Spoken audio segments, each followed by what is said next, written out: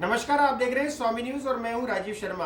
आइए चलते हैं खबरों के सफर पर प्राइम टाइम बुलेटिन के साथ। जिले भर में आज रक्षाबंधन का पर्व बड़े ही हर्षोल्लास के साथ मनाया गया। इस अवसर पर महिलाओं के लिए रोडवेज में निःशुल्क यात्रा के दौरान रोडवेज बस स्टैंड पर महिलाओं की भारी भीड़ देखने को मिली। और आज रक्षाबंधन के उपलक्ष्य में इतनी भीड़ हो रखी है और ये जो बसों की रोडवेजों की फ्री सेवा दे रखी है तो सब महिलाएं बहुत खुश हो रही है और सब आज पूरे देश में भाई बहन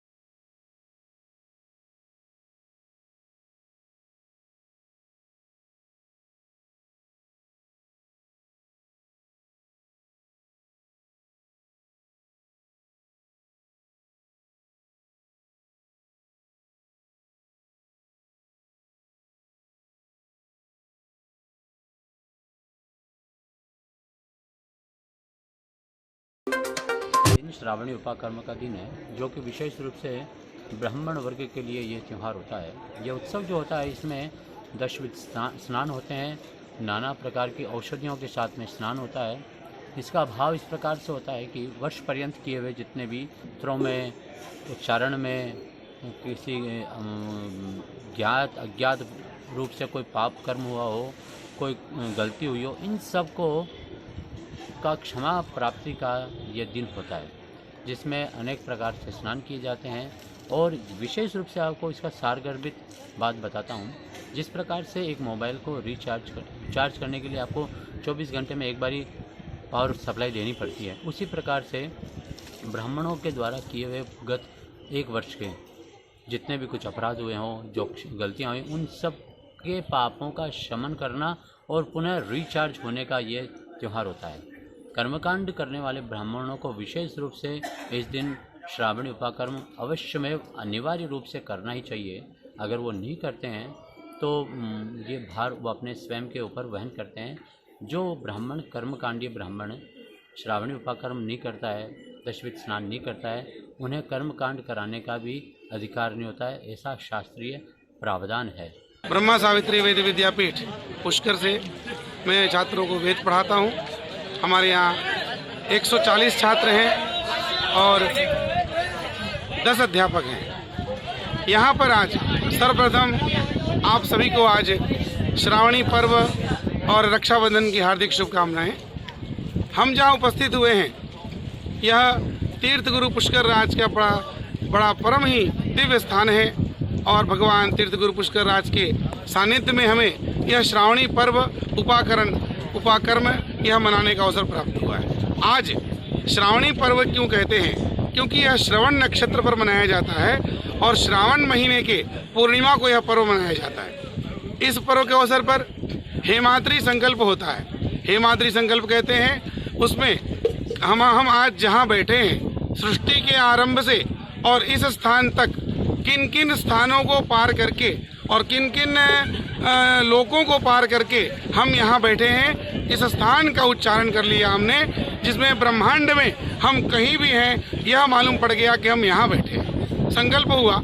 इसके बाद में दशविधि स्नान कहते हैं। यहाँ पर हल्दी से स्नान करते हैं। हल्दी अर्थात औषधि। सर्वप्रथम क्रम आता है मिट्टी का, गोमय का, फिर औषधि का, हल्दी का, पंचगव्य का, दूर्वा का, अपामार्ग का, धान्य का, फल का, हिरण्य का आदि अनेकों प्रकार के 10 प्रकार 12 प्रकार के सामग्री से हम स्नान करते हैं। स्नान करने का मतलब यह होता है, हम हमारे शरीर में हम जो भी कर्म करते हैं, पाप कर्म पुण्य कर्म तो हमें प्राप्त होना ही चाहिए, लेकिन हम पाप कर्म जो करते हैं हमारे शरीर को आश्रित बना करके वो कहीं ना कहीं छुप जाते हैं। उन पापों का शमन होना चाहिए। हम दान लेते हैं, दान देते हैं, मंत्र पाठ करते हैं, पूजा कर्म सभी करते हैं। पूरे वर्ष भर में हमसे अज्ञानतावश जो हमसे पाप हो जाते हैं, उन पापों का शमन हो जाता है श्रावणी पर्व मनाने से।